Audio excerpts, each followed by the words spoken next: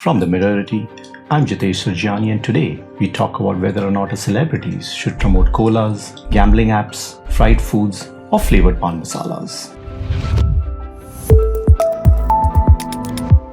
India is a land of 136 crore people that speak over 120 languages and worship over 30 million gods. However, there are two things that are ubiquitous in every Indian, whether residing in India or abroad, and that is cinema and cricket.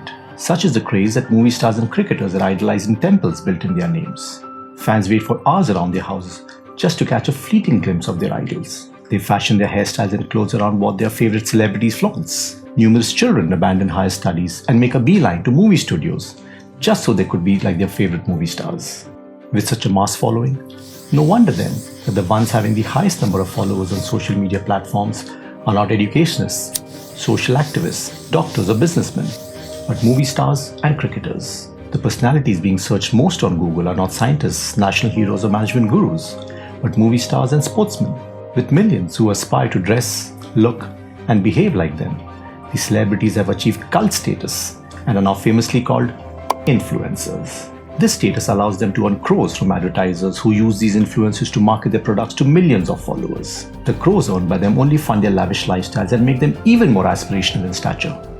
They have not truly become primary role model for our youth, who believe that their heroes are omnipotent and can do no wrong. These celebrities have achieved such power in a society that is unparalleled for any other professional or social achiever. But power is not a one-way street. You don't get to just enjoy its fruits without giving something in return. And hence it is said that with great power comes great responsibility. So with so much influence over our lives, how is it exactly that we as followers are inspired, empowered, educated, or enlightened by role models? Let's find out.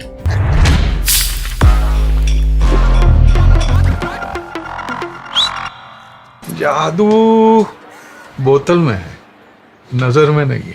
The channels too are equally blameworthy. The Advertising Standards Council of India, or the ASCI, said that it screened 35 ads from the online real money gaming industry recently, of which 14 were found to be in violation of its code. Many of these apps are endorsed by famous celebrities. And then, there are some that hold their principle higher than any monetary gain. If I have to make an educated guess, sugar-filled carbonated drinks, fairness creams, fried chips, and chemically flavored mouth fresheners are not products that a progressive, health-conscious parent encourages their children to use. Surely not me. Assuming that these role models so truly believe in these products, why is it then they do not consume these products themselves? Unless they would have us believe that their ripped bodies and flawless skin are due to the consumption of carbonated drinks and daily usage of these fairness creams. The shelf life of a movie star or a cricketer is short and unpredictable, and I get that. They need to milk the cash cow as fast as they can to ensure a steady future for themselves and their families. And the question then is, how much is actually considered enough?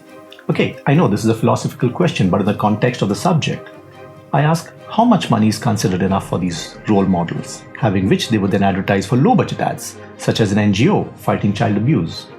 Many of the top-ranked A-list celebrities have a net worth of more than 1,000 crore rupees. In comparison, 78% of Indians have a net worth of less than 7.5 lakh rupees. So I'd say yes, they are a privileged lot. However, they continue to chase a few more crores by encouraging our children to have more sugary drinks that could lead to health conditions later in their lives. And yes, associating themselves with an NGO that benefits a few hundred people is not really a fair trade-off for pushing millions of naturally brown-skinned children to develop lower self-esteem just because they are not fair. The more one thinks of it, greed seems like a fairly plausible answer for them continuing to endorse products they don't personally believe in.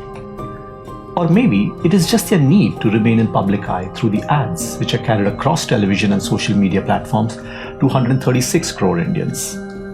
Seeing the growing trend of misrepresentation by celebrities, even the chairman of the Advertising Standards Council, Subhash Kamath, recently remarked that celebrities have a direct moral and or legal responsibility to ensure that they do not make representations in ads that could be considered misleading. Pushing further on the subject, let's for a moment consider the money earned through brand sponsorship and the cost at which it comes. If money at any cost is acceptable, then how is it that an office clerk leaking sensitive information to his friends is a greater crime? How is it then that a mother lying to the school to seek admission for her daughter is a greater crime? Now, these may not be as grave a criminal offense, but are in fact a social offense. It is about willingly crossing the boundary of a socially accepted behavior for monetary benefit. About 50% of endorsements in India feature celebrities, compared to just 20% in the United States.